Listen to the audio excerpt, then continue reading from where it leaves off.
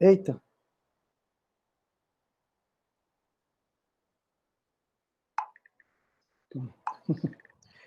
Pronto, e aí, turma, tudo bem com vocês? Tranquilo? A gente já acorda no pique, né? Cheio de coisa para fazer. Esse mundo nosso é muito doido.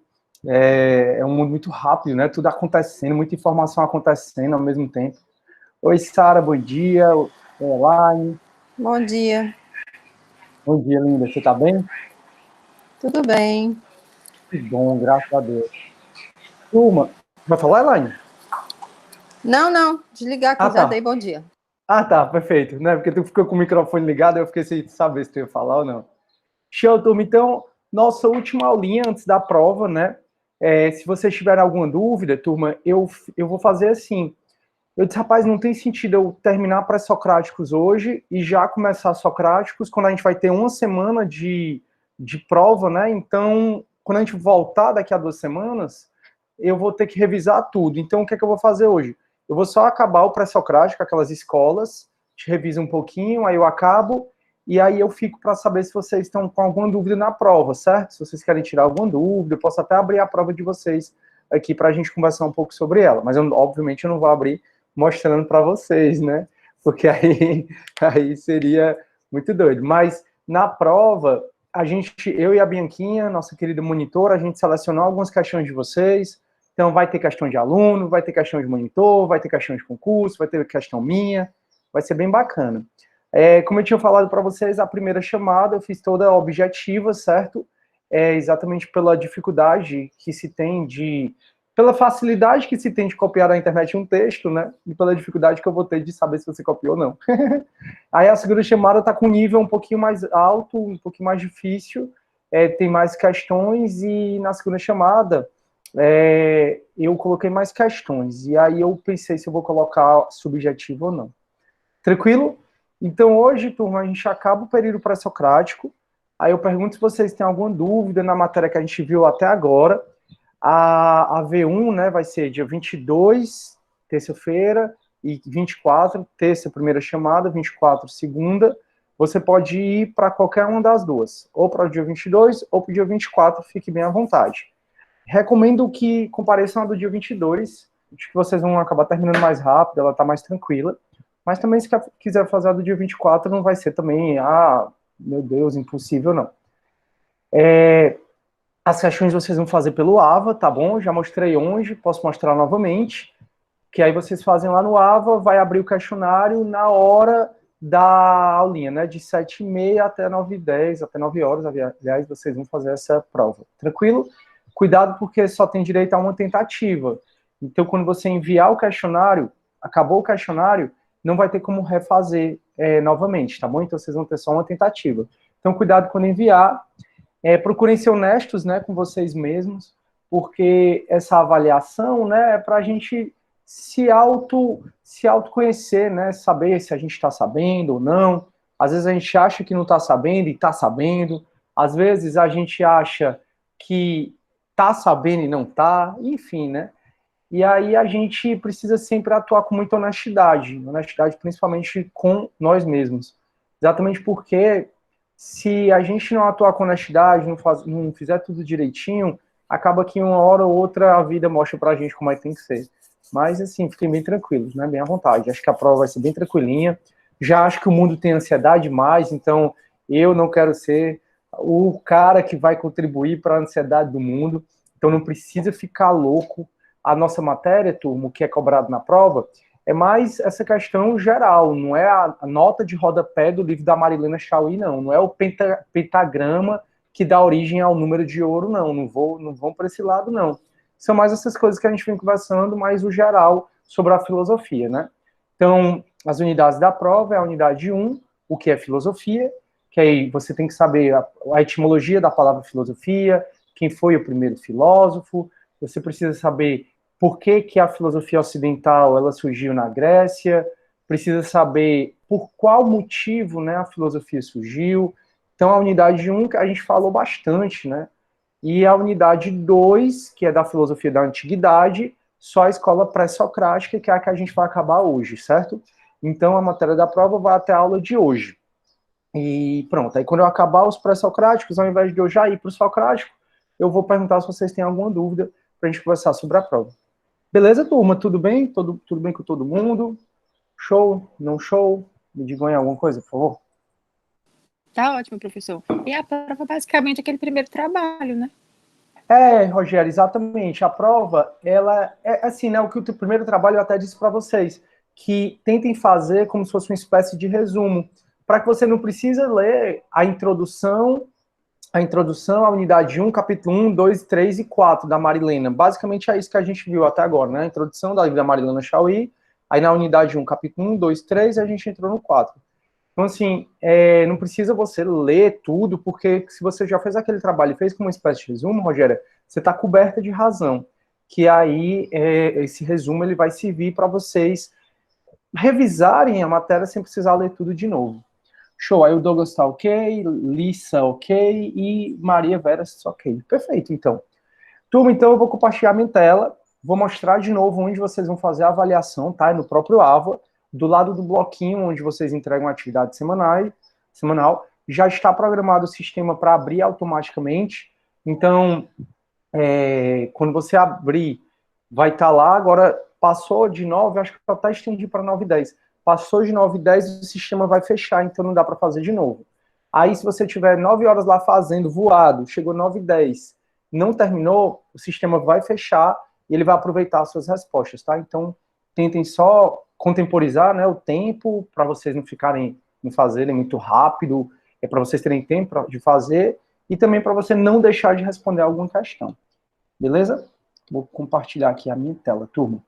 Só um minutinho. Isso, será no horário da aula. Não, Sara, vai ser no horário da aula, mas no horário da aula mesmo que era para ser, né? Que eu combinei com vocês a gente começar às 8 horas e estender até 9h10, 9h15, porque a Unifor pede sempre que a gente dê 1 hora de aula e o resto compensa com as atividades. Aí eu acabo dando 1h15, 1h20, e aí eu compenso sempre, porque toda semana, né, vocês têm atividades, né? 4 atividades por AV, certo?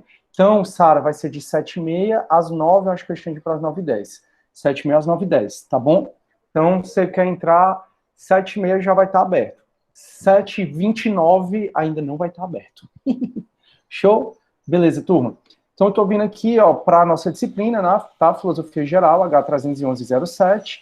Aí você vê os 5 bloquinhos das unidades, né? Ó, unidade 1, 2, 3, 4, 5.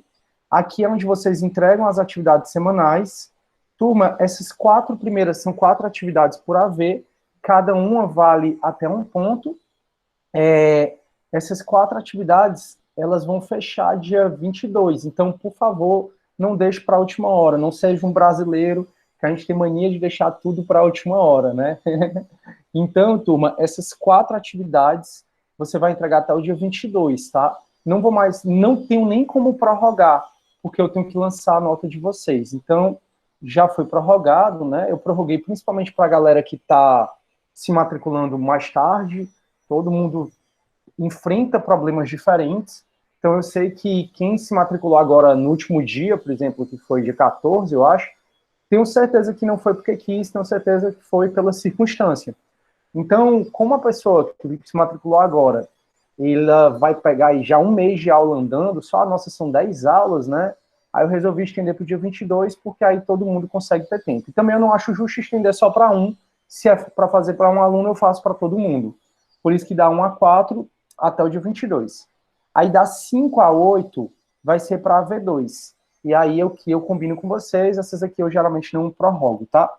Eu mudei o estilo, tá? Vocês devem perceber, né? Ó, mudei o estilo, porque aqui você tem que anexar um arquivo.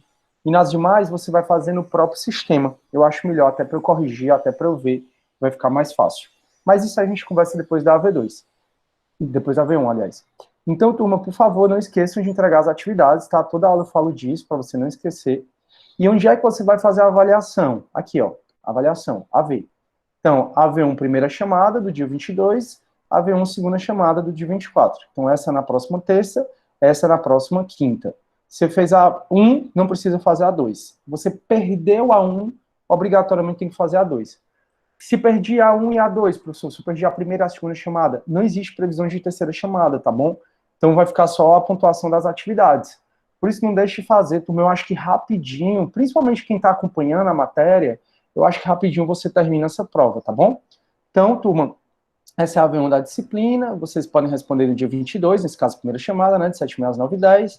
Essa prova tem até 7 pontos, atividade 1 a 4 valendo 4 pontos, então vocês têm um ponto extra. A pontuação das objetivas e o respectivo feedback pode ser vista após o término da aula. Então, 9 e 11, você já pode ver a pontuação que você tirou, qual é a sua nota, quais são as questões que você acertou, que errou. Eu programei o AVA para ser assim. E aí, as questões subjetivas, principalmente no caso da segunda chamada, eu tenho 10 dias para corrigir. Geralmente eu termino antes, tá? Até porque eu quero, já na outra aula, na aula de terça-feira, do dia 29, eu já conversar sobre a primeira e a segunda chamada de vocês.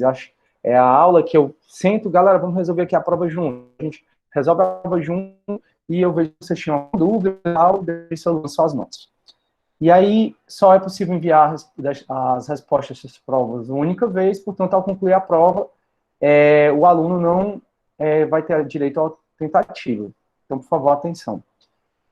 Só deve fazer a segunda chamada que não fez a primeira, boa prova, sempre à disposição. Aí você vai clicar aqui, ó. Quando você clicar aqui, vai aparecer a prova. Aí você vai responder no próprio AVA. Não vai precisar juntar nenhum arquivo, tá bom? Se no próprio AVA responde tudo. Se tiver subjetiva, no próprio AVA você responde as questões subjetivas. Então não precisa se preocupar em fazer upload de nenhum arquivo. Show, show, show? A Laura tá dizendo assim. Não, Laura, não precisa entrar no Meet, tá bom? É direto no AVA. Entrou aqui no AVA, ó, na disciplina. Assim que entrou no AVA, na nossa disciplina, tá aqui, vem logo para avaliações, primeira chamada ou segunda chamada. Não precisa entrar, a gente não tem esse nosso bate-encontro na próxima semana, tá bom? Na próxima semana eu fico de resguardo, digamos assim, para vocês sentirem saudade de mim. E aí a gente volta a se ver na outra terça, né, do dia 29. Fechou? Fechou? Todo mundo entendeu, turma, como é que vai fazer a prova? Entrou no AVA, entrou em avaliações, clicou ali, aí abrir questionário. Tranquilo? Na hora da prova, então, se programem para também não ficar uma coisa muito aperreada. Tranquilo? Show, show, show. Então, turma, a gente... É aqui que você vai fazer, né? Avaliações, show. Vou agora, turma, para o slide para a gente acabar o período pré-socrático. Só para vocês recapitularem, a filosofia, ela tem 4 períodos, né? E a gente está no primeiro desses períodos, que é a filosofia da antiguidade, ou clássica. Essa filosofia da antiguidade, ou clássica, ela tem 4 subperíodos. E a gente está no primeiro subperíodo, do primeiro período da filosofia. Ou seja, qual é o primeiro período da filosofia? Filosofia da antiguidade, filosofia antiga, ou filosofia clássica. A filosofia, a ordem dela, nessas 4 divisões, é igual às 4 divisões da história do mundo. Quando você estudou lá no terceiro ano, no segundo ano, primeiro, a história do mundo, o professor falou, tem a Idade Antiga, a Idade Média, a Idade Moderna, a Idade Contemporânea, que é a mesma coisa. Filosofia Antiga, filosofia da Idade Média, filosofia Moderna e filosofia Contemporânea. Então é a mesma coisa. Então a gente está no primeiro período, que é o período da filosofia da Antiguidade. Nossa matéria toda, daqui não, né? Desde que a gente começou isso, até o final do semestre, é estudar a história da filosofia. A nossa matéria é entrar em cada um desses 4 bloquinhos. A gente está no primeiro período, que é filosofia da antiguidade ou filosofia clássica, e dentro desse primeiro período da filosofia da antiguidade ou filosofia clássica, tem 4 subperíodos. E o primeiro deles é o chamado período cosmológico ou pré-socrático. Aqui é que está Tales de Mileto, Anaximandro, Anaxímenes, esses filósofos que a gente está estudando, Heráclito, Parmênides, Zenão, Filolau, eles estão aqui. E esse período que a gente está estudando, ele é do século 7 a 5 a.C. A gente está estudando o raciocínio, a forma lógica que filósofos há 2.800 anos atrás raciocinaram sobre a origem do mundo, a origem da vida, as causas da transformação do mundo. Eu acho fantástico pensar em que a gente está estudando há 2.800 anos atrás, né? Então a gente está aqui nesse período amarelo. Hoje eu vou terminar esse período amarelo, a prova de vocês é até esse períodozinho amarelo, e eu já iria entrar nesse período aqui, que é o socrático. Só que eu pensei bem, eu não vou entrar no período socrático, porque primeiro não vai cair na prova, então geralmente o aluno não presta atenção, mas eu acho que o aluno de universidade presta, mesmo que não caia na prova. E segundo, porque quando a gente voltar daqui a 2 semanas, né, vocês já vão ter esquecido praticamente tudo, porque vocês não vão estudar essa parte. Enfim, eu vou pegar o período socrático, depois da AV1, a gente entra para falar do grande Sócrates. Então a gente hoje vai terminar esse período aqui amarelo, tudo bem? Nesse período amarelo, turma, que é o primeiro período da filosofia, né, do primeiro subperíodo do primeiro período da filosofia, nós estamos estudando 4 escolas. Então, nesse período pré-socrático, onde está amarelinho, né, ou período cosmológico, já que cosmologia é o estudo do universo, eles foram divididos, a literatura divide em 4 subperíodos. 4 subperíodos, perdão. 4 subperíodos, sim. Mas o primeiro subperíodo, que é o pré-socrático, ou cosmológico, ele é dividido em 4 escolas, que é a escola jônico-milesiana, porque essa galera aqui nasceu em Mileto. Além desses 3, a gente tem Heráclito. Heráclito está aqui. Então, a escola jônico-milesiana, a principal questão deles foi buscar o que é o arqué. A gente falou na aula passada sobre physis, arqué e devi. Physis vem de PHI, vem de physi, vem de phi, aliás, e phi, PHY, significa o princípio de tudo, a origem de tudo. A physis, para a filosofia, ela é eterna e é imutável, dá origem ao oposto dela. Qual é o oposto da physis? Ora, se a physis é eterna e imutável, dá origem à vida, dá origem a nós, que nós somos finitos, nós não somos eternos e nós somos mutáveis. Todo dia a gente está mudando. Então, a principal questão da escola jônica, que foi na região da Jônia, ou milesiana, porque Tales, Anaximandro e Anaximenes nasceram na cidade de Mileto, a principal questão foi buscar o arqué, que é essa substância. Então, arqué é a substância, a physis, ela é a natureza, né, é o princípio de tudo, da onde tudo surge. Então, a gente surgiu da physis e quando a gente morrer, a gente volta para a physis. É o ciclo. E aí a gente até viu, né, que na escola pitagórica, que tinha um cunho religioso, eles já falavam em reencarnação, né? A gente, quando for falar de Platão, por exemplo, a gente volta nessa história de imortalidade da alma, volta nessa história de reencarnação. Platão mesmo, ele tem um livro chamado A República, onde ele conta um mito de um guerreiro, que quando ele morre, ele passa 10 dias morto e depois ele ressuscita e ele diz o que é que aconteceu. Nisso, aí ele diz que tem uma fenda que as almas passam, ou para ir para o mundo das ideias mesmo, ou para reencarnar, a gente vai voltar a falar sobre isso, né? Que eu acho que é um tema, muito embora você acredite ou não acredite, acho que é um tema que fascina, né? Essa questão da reencarnação, essa questão de espírito, essas coisas. Ou fascina ou dá medo, né? Das duas, uma. Então, turma, na escola jônico-milesiana, a principal questão aqui é a busca do arqué. É a busca dessa substância universal, que dá origem à vida. E essa substância, ela nos dá origem, que é arqué, só que a gente vai perdendo o arqué. Não é à toa que um bebê nasce com quase 80% de água. Só água o bebê é constituído. E a gente vai envelhecendo e a gente vai perdendo água.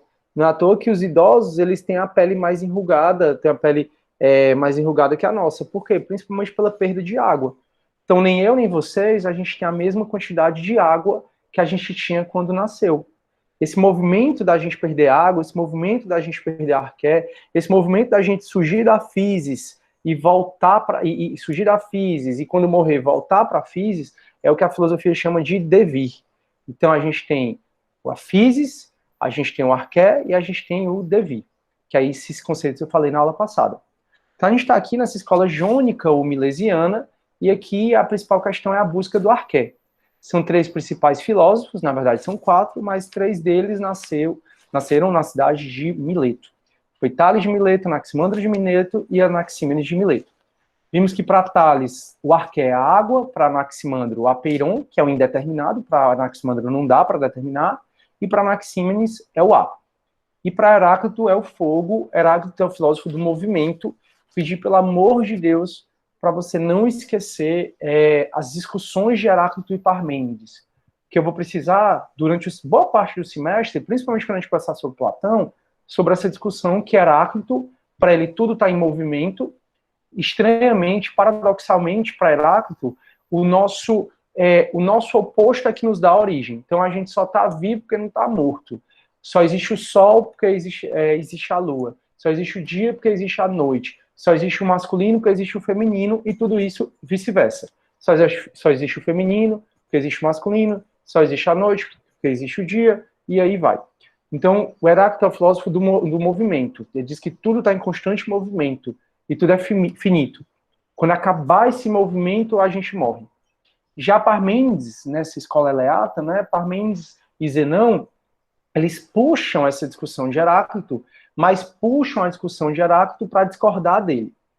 Parmênides não discorda 100% de Heráclito, porque foi Heráclito que primeiro falou que o nosso conhecimento por meio do sentido é o conhecimento errado, errôneo. E realmente, se você pensar, até cientificamente falando, esses caras são gênios, galera, realmente os nossos sentidos nos enganam.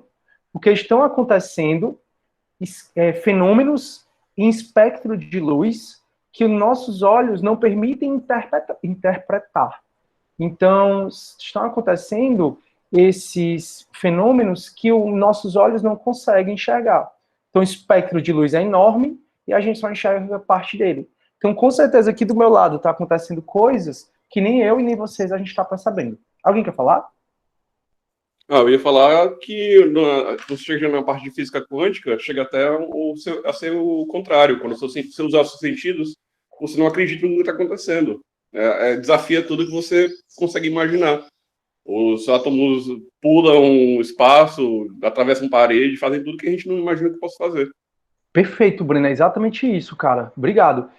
O Breno aí, bem fresca a cabeça dele sobre física quântica, acho muito legal. Eu lembro que eu sabia muito sobre física, principalmente a física quântica, mas hoje em dia, depois de 10 anos, 10 anos, eu estou mais de 10 anos formado. Depois de, sei lá quantos anos, 20 anos sem estudar física quântica, eu não sei muito mais coisa, não. Mas o Breno está falando quando você estuda a física quântica, você percebe, cientificamente falando, como realmente estão acontecendo coisas que a gente não percebe. E esses caras já falavam isso há 2.800 anos atrás, né? Então, Breno, muito obrigado. A física, não, Sara, a física não seria a transformação da natureza, não, certo? A física seria a natureza em si, o princípio. Interprete física como princípio. E só tem um Y, tá? O primeiro, física, PHYSS. Então, a física, ela seria o princípio de tudo. É da onde tudo surge, certo? A física surge de tudo. A transformação em si, esse movimento, é mais para o devir, é mais o conceito de devir.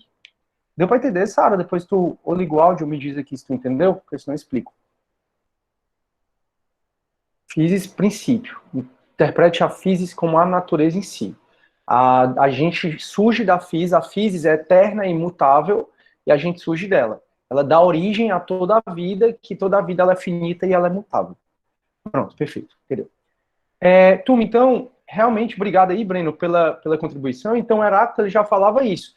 O que eu estava explicando para vocês é que Parmênides ele puxa essa discussão de Heráclito para discordar de Heráclito, mas Parmênides ele não discorda 100% de Heráclito, tendo visto que para Heráclito existe o conhecimento com base na percepção, que são os nossos sentidos, que não é um conhecimento válido para boa parte dos filósofos. Esse nosso conhecimento dos sentidos ele não é válido, que a gente tem que tentar entender as coisas de maneira racional.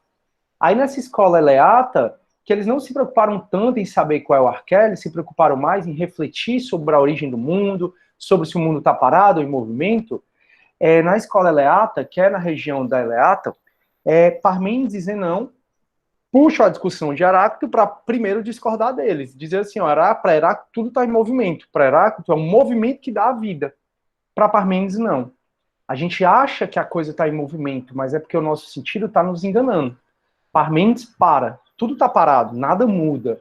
Para Parmênides, é a estabilidade que dá origem à vida. Então, quando as moléculas param, quando tudo para, é que a gente tem a vida. E Parmênides, turma, como eu disse, quando a gente for estudar Platão, vai ver que Platão, que é um filósofo de peso mesmo, ele deu muita importância a essa ideia de Parmênides. Não só Platão, a própria escola da polaridade, que a gente vai estudar hoje, que fala dos movimentos dos átomos, das sementes, dos elementos, eles mesmos dão valor ao que Parmênides diz. É porque eu sempre reitero que Parmênides é importante, porque numa reflexão superficial, a gente acha que Parmênides está errado. Porque eu estou mudando, porque você está mudando, e isso é muito perceptivo. que a gente está mudando o tempo todo. Então, eu acho que os alunos tendem muitas vezes a pensar mais que Heráclito está correto do que Parmênides.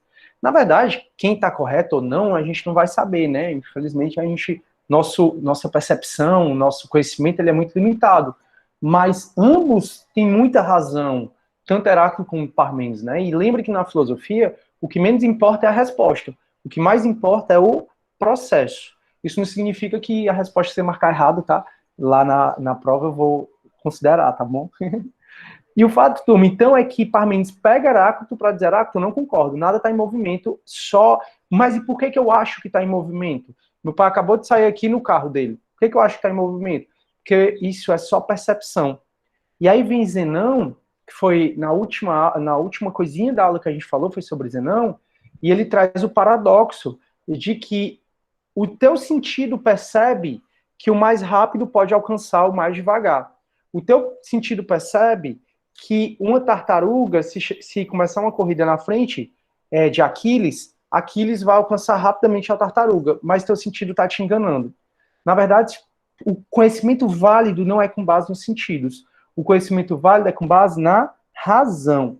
E ele falou, olha, racionalmente, logicamente, é impossível, se houver uma diferença, o mais devagar ser alcançado pelo mais rápido, se tiver uma diferença de distância, né? É impossível mais devagar ser alcançado pelo mais rápido, logicamente falando. Então, ele fala isso para mostrar que o nosso sentido nos engana, para mostrar que tudo, que na verdade a gente precisa raciocinar o mundo de maneira racional, né? De maneira lógica. E ele diz, olha, como não é possível. Quando o Aquiles correr para alcançar a tartaruga, nessa diferença de distância que tem, a tartaruga já vai ter andado. Aí o Aquiles vai ter que andar um pouco mais para alcançar a tartaruga. Acontece que quando o Aquiles andar um pouco mais para alcançar a tartaruga vai ter andado mais um pouquinho, mais um pouquinho, mais um pouquinho.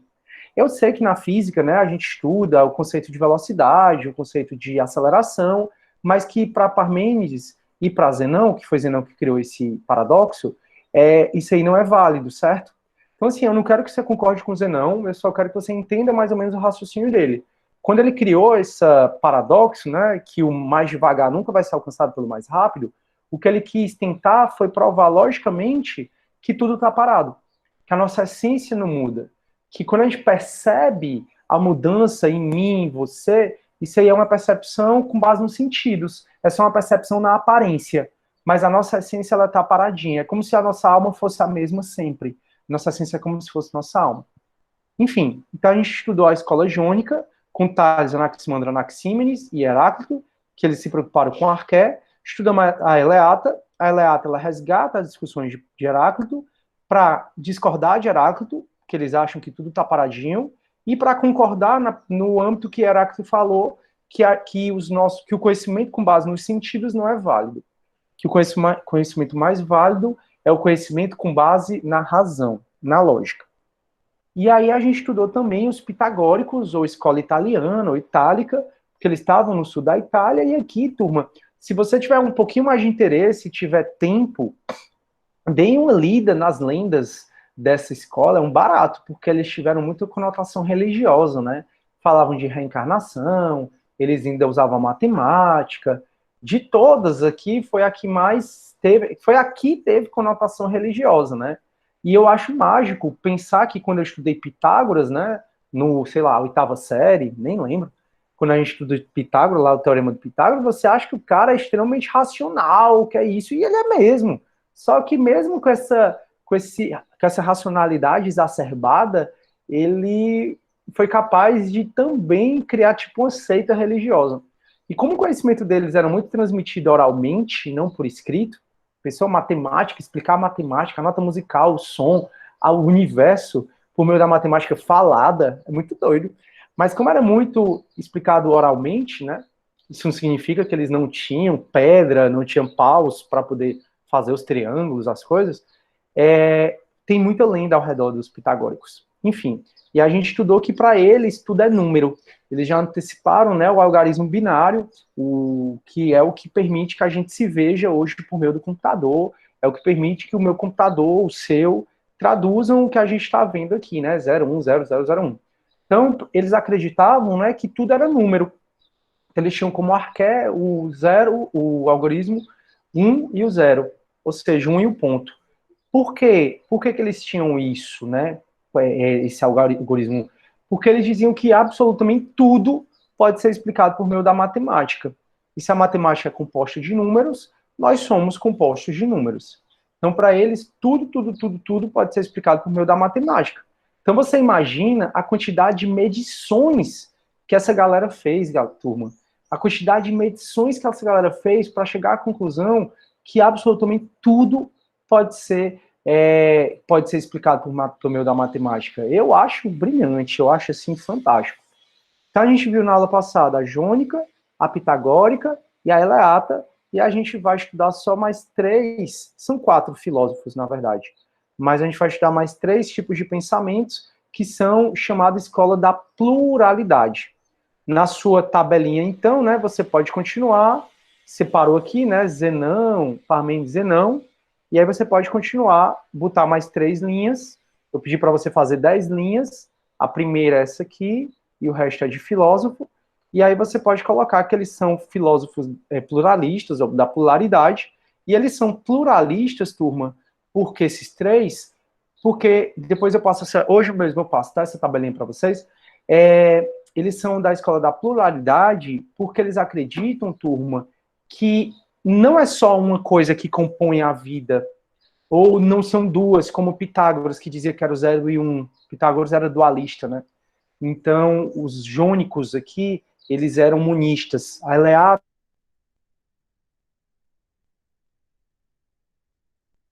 eles eram pluralistas, porque eles acreditavam que mais de 2 coisas nos compunham. No caso, os elementos, né? E eles já anteciparam o conceito que a gente tem hoje de átomo, que eles, assim, então, eu volto a dizer, a gente está falando de 2.800 anos atrás, e 2.800 anos atrás, 2.700 anos atrás, esses caras já pensaram no conceito de átomo, né, que é utilizado até hoje. Então, para a gente terminar nossa matéria para a V1, a gente vai só estudar a escola da pluralidade. Eu acho que tem alguém querendo entrar. Deixa eu ver aqui. Professor, podemos pular? Zenão. Na verdade, Maria Clara, não é nem questão de pular Zenão. O pessoal que está entrando agora, eu demorei a aceitar, certo? Porque eu estava no meio da aula. Quando vocês entrarem assim no meio, procurem entrar pelo e-mail de vocês, tá bom? Turma, por falar nisso, eu vi que muitos de vocês nem acessaram o e-mail.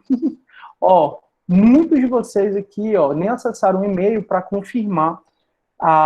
Vocês colocaram o e-mail da Unifor e não entraram, nem para acessar, nem para aceitar o convite. Ô, Jesus. Google.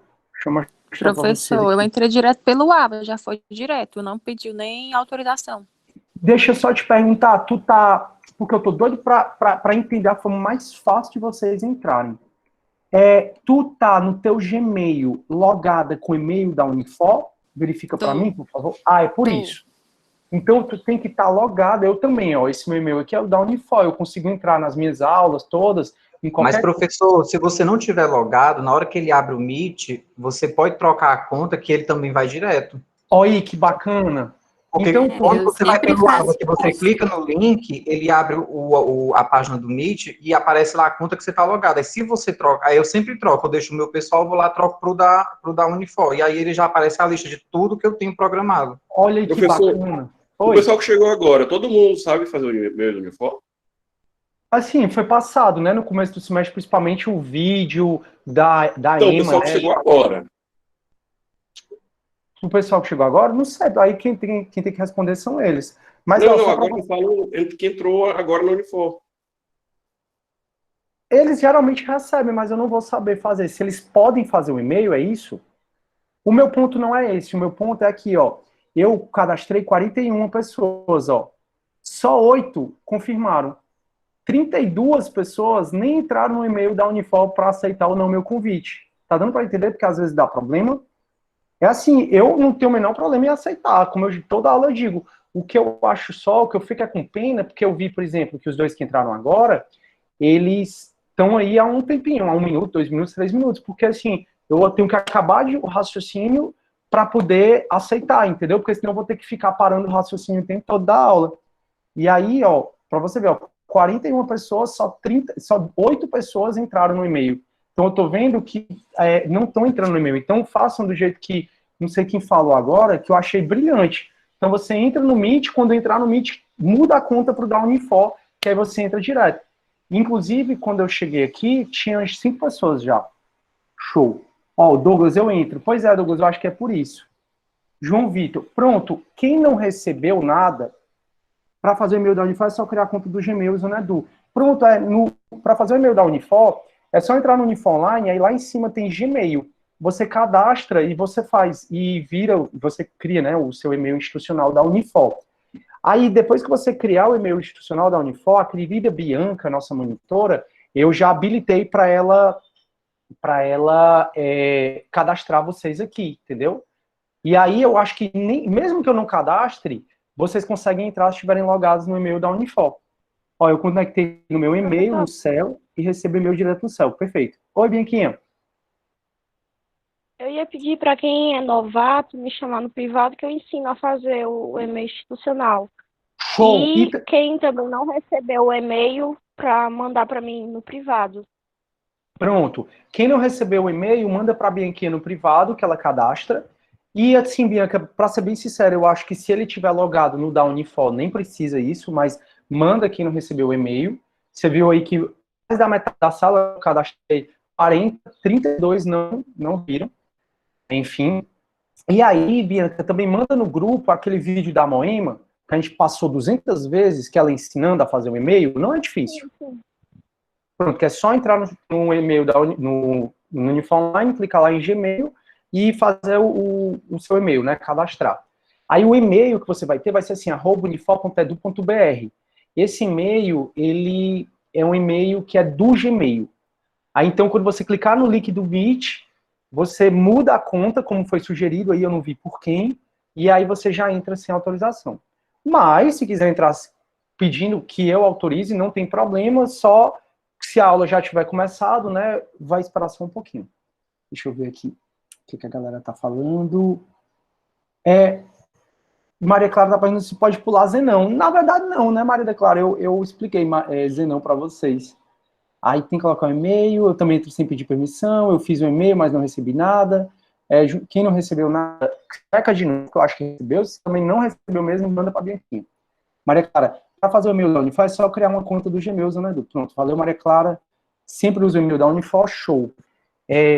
Francisco Marcolino, eu faço essa mudança de e-mail. Que bom, é a Auri, né? A Auri é o Francisco Marcolino, show.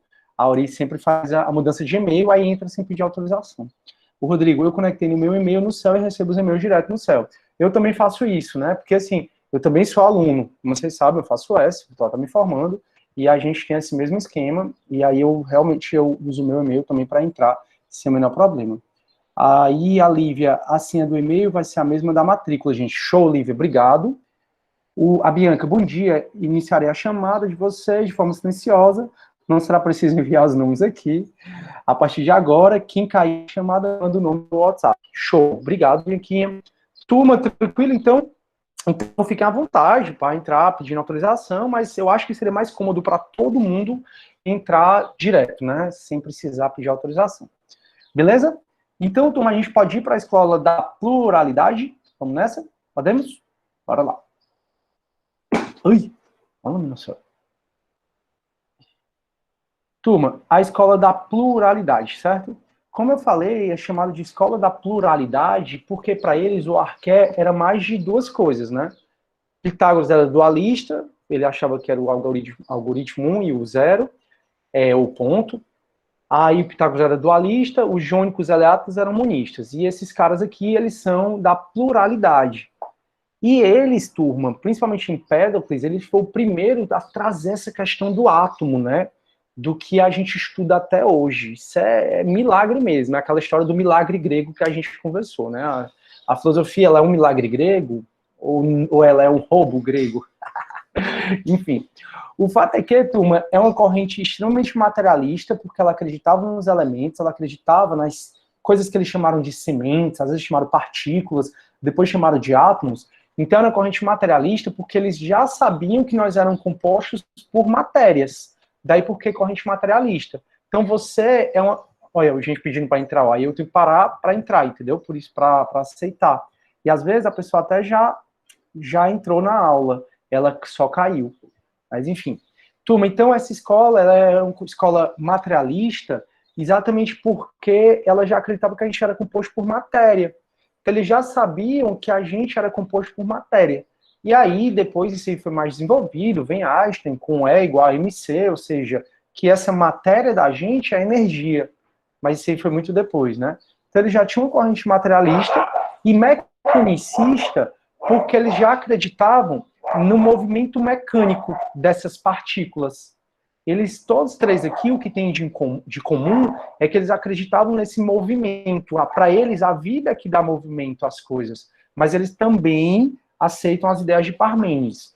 Na verdade, eles, antes de Platão, eles já pegaram as ideias de Parmênides e de Heráclito, e para discordar em parte, e também para concordar em parte. Porque, para eles, nós somos compostos, esses opostos que Heráclito tanto falava, na verdade não eram tão opostos assim. Esses opostos são elementos, e esses elementos são diferentes, e eles são em movimento, e é o movimento desses elementos que nos dá a vida. Então, se você já pensar, eles já falavam... Rapaz, eu tenho um cachorro que ele é chato no último, mas eu fico um meninozinho passando aqui, aí o cachorro vai atrás dele, latindo, latindo, latindo. E se eu gritar, aí é pior, o cachorro fica louco logo. Mas enfim, desculpem aí o barulho do Thor, o destruidor de mundos.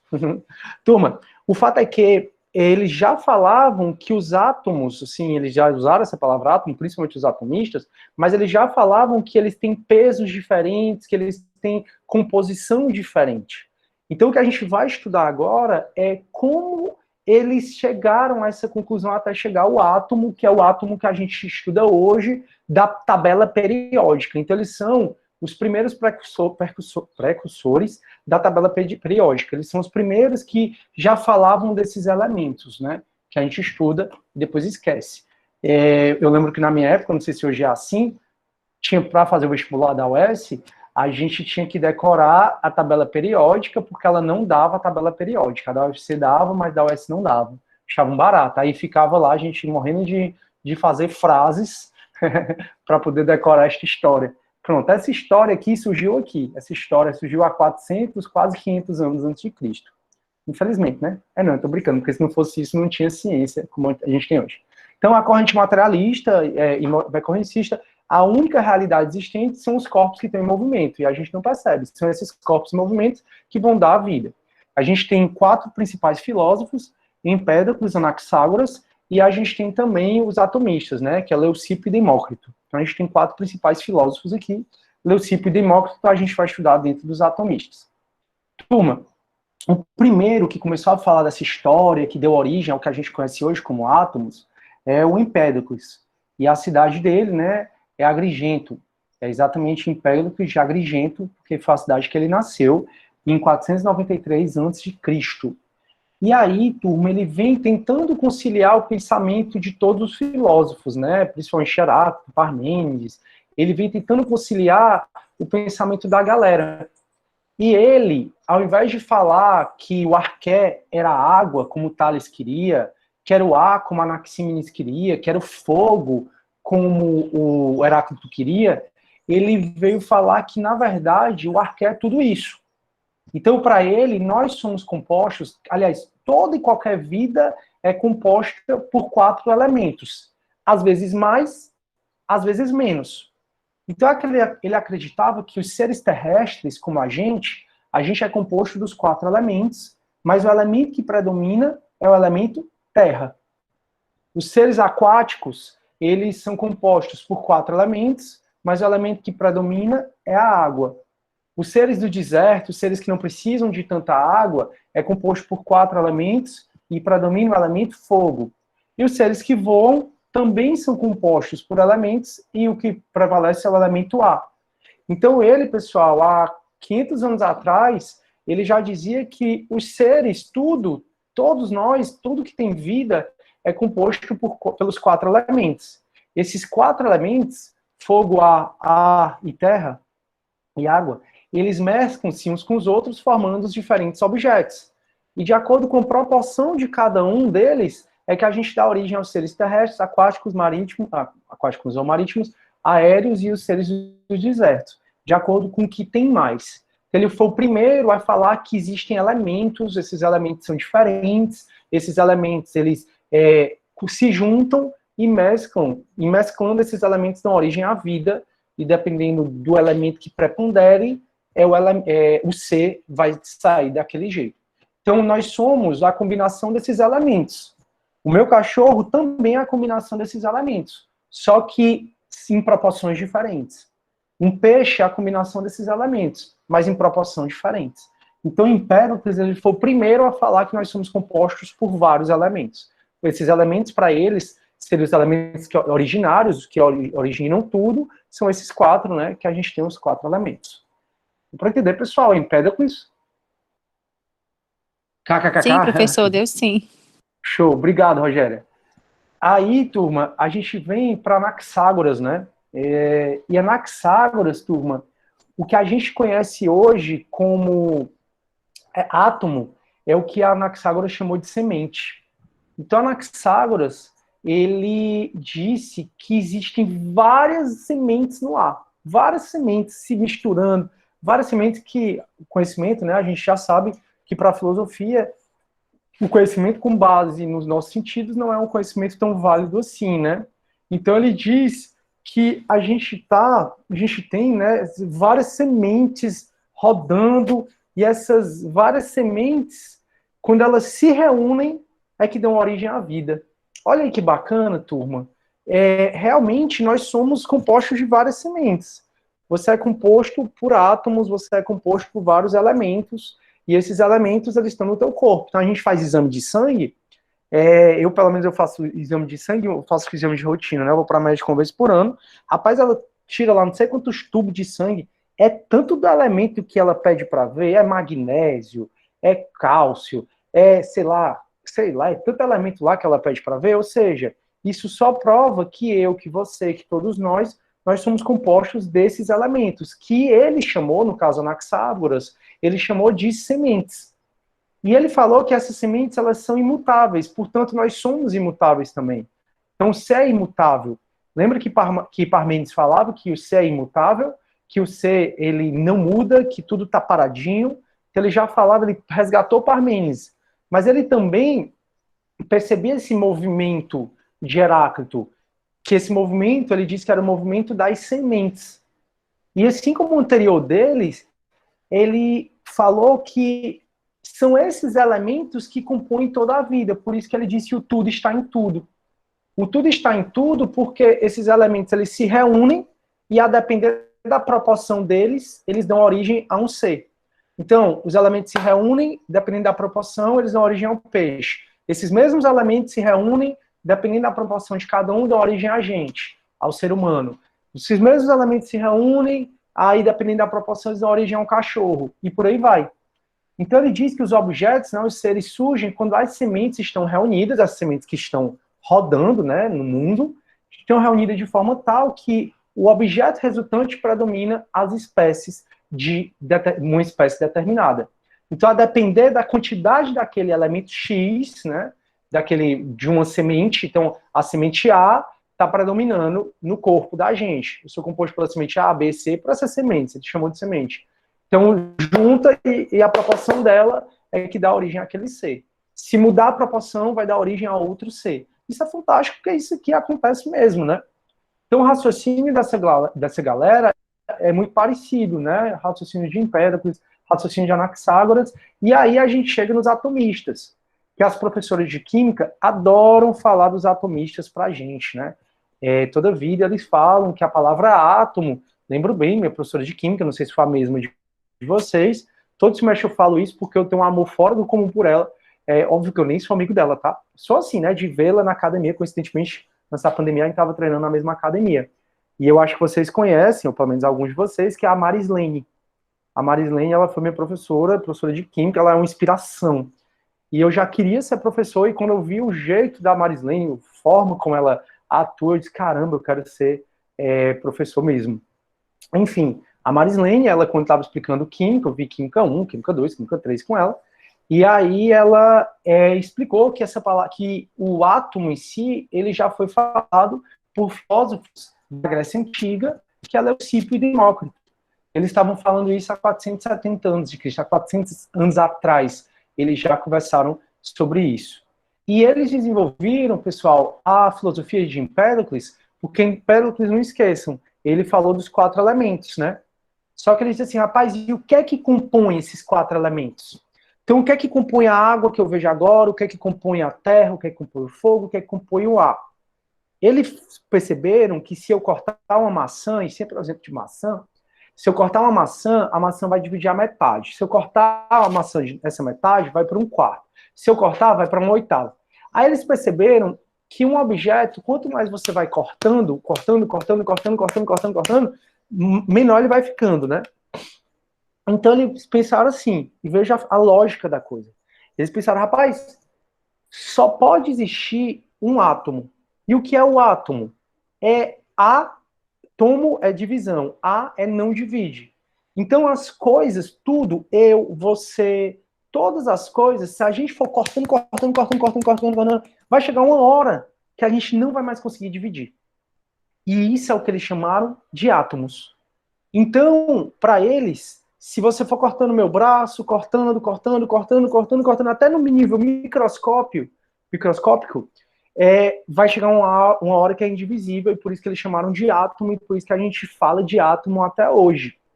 Então, para eles, existe um número infinito de unidades indivisíveis. Essas unidades indivisíveis são exatamente o átomo. Então, para eles desenvolveram a ideia de Empédocles, porque Empédocles falou dos 4 elementos. E eles falaram, pode ser esses 4 elementos, mas mesmo esses 4 elementos, a água, a terra, o fogo, o ar, eles se dividir, até não demais, vai chegar uma hora que não se divide. E durante muito tempo foi entendido o átomo como essa partícula sólida e impenetrável. Então o átomo é a menor divisão nessa época, lembre que não tinha microscópio, o átomo é a menor divisão da parte, né? Então durante muito tempo se acreditou que o átomo era sólido e impenetrável, assim como Leucipo e Demócrito. Só muito tempo depois, só a ciência moderna foi entender que o átomo ele não é tão impenetrável assim. Que o átomo ele tem elétrons, que o átomo tem prótons, que o átomo tem nêutrons. E durante muito tempo se acreditou nisso. E aí depois já descobriram os neutrinos, já descobriram que mesmo o elétron, mesmo os prótons, mesmo os nêutrons, tem partículas menores. Mas isso não diminui em nada a ideia de Leucipo e Demócrito, que eles foram os primeiros a trazer esse conceito de átomo, que é a menor parte do corpo humano que não se divide. Então o átomo só pode ser uma molécula indivisível. Já que ela é indivisível, ela é uma molécula sólida e impenetrável. Olha que A parte que brilhante. eles se agitam no vazio me assustou, sinceramente, porque eles serem sólidos e impenetráveis, a gente, hoje em dia, tem o contrário é realmente oposto, mas eles se agitarem no vazio é literalmente temperatura. É assustador eles Pensarem suporem um nisso, né? negócio desse. Exatamente. E eles já falavam, viu? Acho que foi o Breno, né, que falou. Eles já falavam, viu, Breno, que existe, que a gente não percebe, lembrem, vou repetir pela 10ª vez, né, eu acho que vocês já lembram disso, que para a filosofia, para muita parte dos filósofos, esse conhecimento com base na percepção, ele não é um conhecimento tão válido assim. Então, eles já falavam que existem esses átomos, eles estão se mexendo aqui, se batendo, e é o choque desses átomos, quando eles se reúnem, é que dão origem à vida. É incrível, né? A Laura tá falando que conhece a Marislene, é perfeita mesmo. E se esses homens pegassem a tecnologia de hoje? Pois é, Auri, eu fico impressionado nisso. É óbvio que a gente tem bons cientistas hoje, é óbvio que a gente tem uma quantidade sem iguais de seres humanos que estão aí tentando, nem dormindo praticamente, tentando achar a vacina para a Covid. Enfim, a gente tem mentes brilhantes hoje, mas assim, esses caras fizeram o impossível, eu acho, né? Não sei. Que legal, eu vi aqui, eu falei para vocês, né, que algumas pessoas não entraram no e-mail para confirmar, eu recebi aqui um bocado de e-mail, vocês aceitando. Agora estão entrando no e-mail da Unifor, parabéns, show. Show. Breno, é isso mesmo, cara, eu acho incrível. Então, eles falam que há um número infinito de unidades indivisíveis, elas estão se movendo aqui, e são essas unidades indivisíveis que dão origem a todos nós. Eles já falavam que os átomos são partículas sólidas e impenetráveis, já que eles não se dividem mais, átomo não divide mais, e eles diferem em tamanho e forma, mas são idênticos entre si. Ou seja, eles têm essa propriedade de ser sólido e impenetrável, mas eles diferem, né? Então, eu não vou mais lembrar qual é o elemento atômico de cada elemento, mas você sabe que o cloro tem um elemento atômico de tantos prótons, de tantos nêutrons, de tantos elétrons, que o cloro, que o magnésio, que o mercúrio, cada um desses elementos, eles se diferem entre si. E para eles, né, por causa do Leucipo e do Demócrito, eles tinham essa visão dessa partícula indivisível, mas que eram várias as partículas indivisíveis.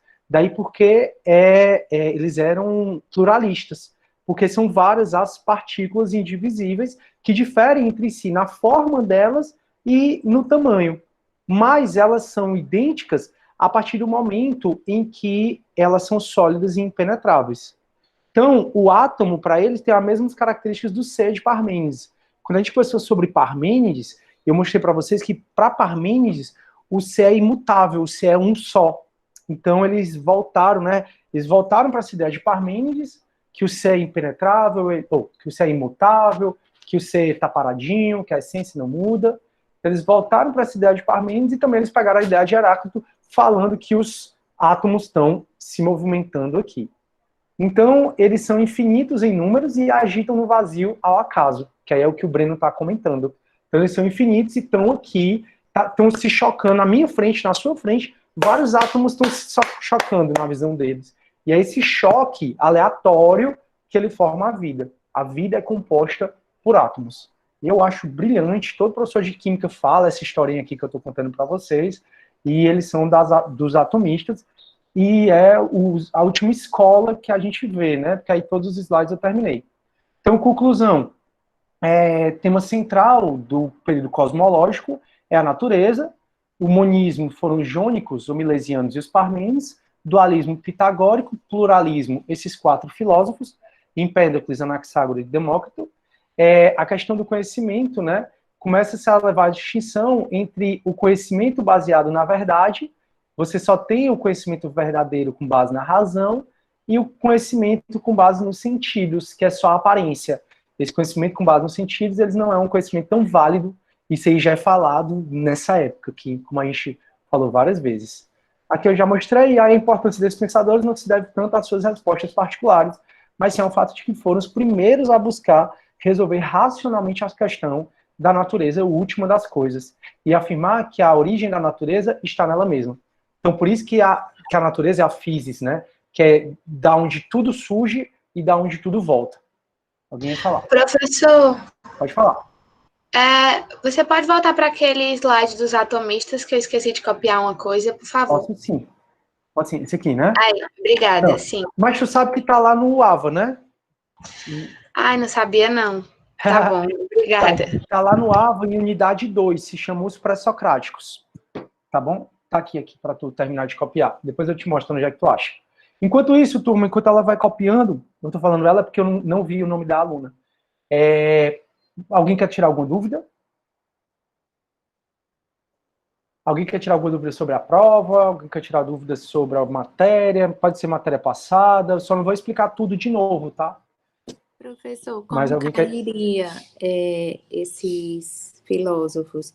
A gente vai falar sobre a ideia deles, eu preciso saber dessa tabelinha toda, se é pluralista, monista.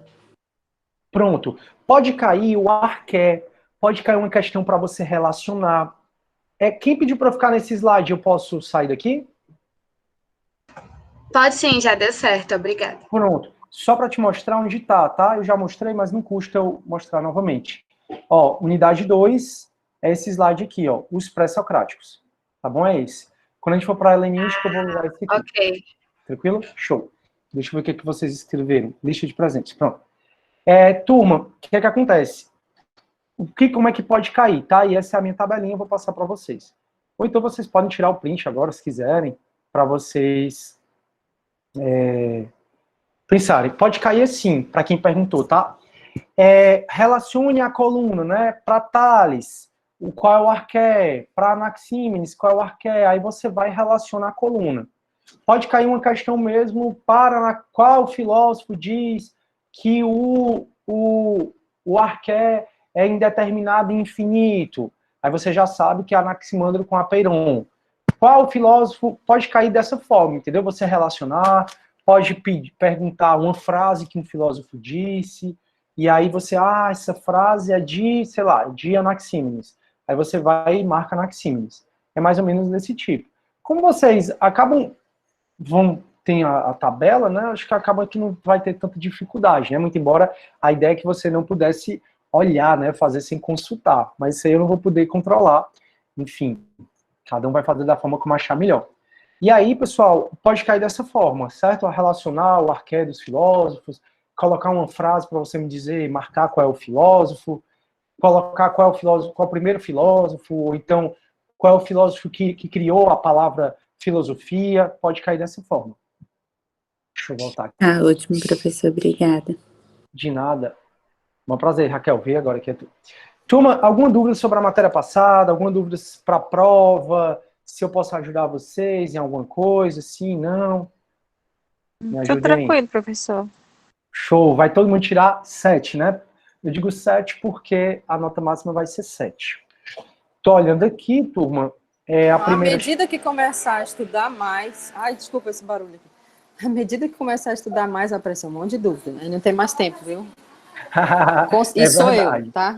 É verdade. Por favor, não venham pro meu WhatsApp tirar dúvida, não. A Bianquinha serve para isso. Agora não tem mais tempo, professor. Mas vai surgir lá, com certeza. Vai surgir Mas na hora da o professor deu uma ideia boa. Surgiu a dúvida, eu mando o WhatsApp. Mas não tem um pé do perigo. Eu vou só falar assim, me pergunta em sala. Porque a sua dúvida pode ser audaz demais. Show? Aí, turma, pode falar.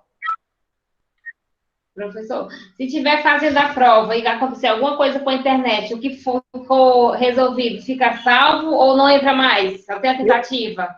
Eu configurei de maneira... isso até um aluno perguntou, uma ótima pergunta. Tipo assim, turma, você está fazendo a prova, a internet caiu. Deus o livre, não vai acontecer. Se for dentro do horário da aula, ele vai puxar. Ele te deixa continuar. Ele só não vai mais deixar você continuar se você já tiver finalizado a tentativa. Então dá para você tentar voltar e terminar seu questionário. Eu configurei de uma forma que é para, quando acontecer de você não finalizar o questionário, ele puxar o que você respondeu. Então tem lá, sei lá, 10 perguntas. Você respondeu 5, caiu, você pode voltar para continuar as outras 5. Ah, não dá mais tempo, fechou o horário. Aí ele vai interpretar para mim que você respondeu aquelas 5. Ok, obrigada. De nada. Show. Um dia antes da prova, meu WhatsApp fica disputado. Professor, a prova... Maria Clara, 7h30.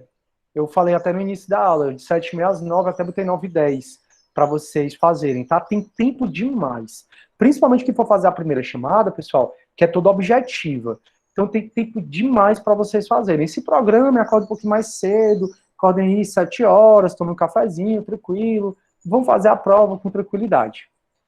Bem aqui já tem um lugar no céu, eu tenho dó dos monitores perto da prova, e já é de sábado da lotação, E assim, os meus monitores, né, eles gostam de muita autonomia, graças a Deus, a gente sempre conversa sobre isso, e os monitores, eles têm boa parte da prova que vai cair. Então a Bianquinha, por exemplo, ela sabe mais ou menos as questões que vão cair, a Bianca mesmo fez questões, e aí as questões da Bianca, algumas delas eu coloquei na prova, vi que vocês fizeram questões, peguei as melhores de vocês e coloquei na prova, então você vai ver seu nomezinho lá. Questão elaborada pelo aluno tal. Então tem questões que a Bianca elaborou, que eu elaborei, questão de concurso e questão que vocês elaboraram. Eu faço isso exatamente para ficar uma prova bem heterogênea mesmo, para não ter aquele negócio, fala que prova difícil. Não, a prova, no geral, eu fiz, o concurso fez, a Bianca fez e vocês fizeram. Todo mundo teve a oportunidade, né, de participar disso, da prova, de participar da elaboração da questão das provas. E aí vai estar lá. Então, por exemplo, o Douglas, eu lembro que ele fez questão. Douglas, por exemplo, se você acha que as suas questões estão boas, você pode estudar que uma delas vai estar lá. Lembro que a Rogéria fez, Lícia, sei lá, acho que boa parte de vocês fizeram. Fiquei muito feliz, inclusive. Parabéns, galera. Parabéns mesmo. E aí, turma, mais dúvidas sobre a Obrigada, prova? professor. De nada, Rogéria. Parabéns pelo interesse, parabéns pela participação, certo? Eu sei que não é fácil, vocês não têm só filosofia, tem outras disciplinas, e mesmo assim você conseguir se dedicar para terminar a atividade antes, para entregar, para participar, eu acho muito legal, e eu gosto de motivar meu aluno nesse sentido. Por isso que eu disse para vocês que vocês poderiam fazer questões que podem estar na prova. E também, turma, as questões dos alunos, pode ser até que a sua questão esteja na noite, na prova da noite, por exemplo, porque eu não separei obrigatoriamente pela turma. Professor, foi complicado fazer as questões. Pois é, Maria Clara, tudo que é complicado é porque a gente não está acostumado a fazer. E daí porque eu coloquei essa atividade para você pensar de maneira diferente na matéria, pensar como um avaliador. Ninguém sabe se no futuro você vai ser professora, né? E aí você já está treinando. E essa atividade, ela estimula vocês a pensarem de maneira diferente do que vocês estão acostumados. Que é o propósito da filosofia, né? Eu sempre converso com vocês. A proposta da filosofia é nos tirar dessa zona de conforto que a gente tanto gosta de ficar. Mas foi uma atividade interessante, eu também acho. Toda vida o aluno dá um feedback muito positivo. O aluno que realmente faz, né? O aluno realmente tem tempo para se dedicar, porque tem aquele que não tem tempo para se dedicar, faz qualquer coisa, e aí paciência, né? Também não posso intervir nisso. Beleza, turma? Eu sei que eu vou acabar a aula agora, mas é porque eu posso errar minha própria questão. Não, Lícia, pelo amor de Deus. Você não vai errar a sua questão, não. Tiveram umas questões que eu não concordei com o gabarito, mas eu acho que o aluno errou, então vai pelo que está mais certo, tá bom? Mas eu acredito que isso não foi muito, não. Mas tiveram algumas questões que eu não concordei com o gabarito, aí eu dei uma alterada para também não ter nulidade de questão, né? E aí, turma, alguma dúvida? Sim, não? Tudo certo, professor. Valeu, Raquel. Eu ia começar o período socrático, não vejo sentido começar o período socrático, até porque eu teria que repetir tudo de novo daqui a 2 semanas, né, que é quando a gente volta para nossas aulas.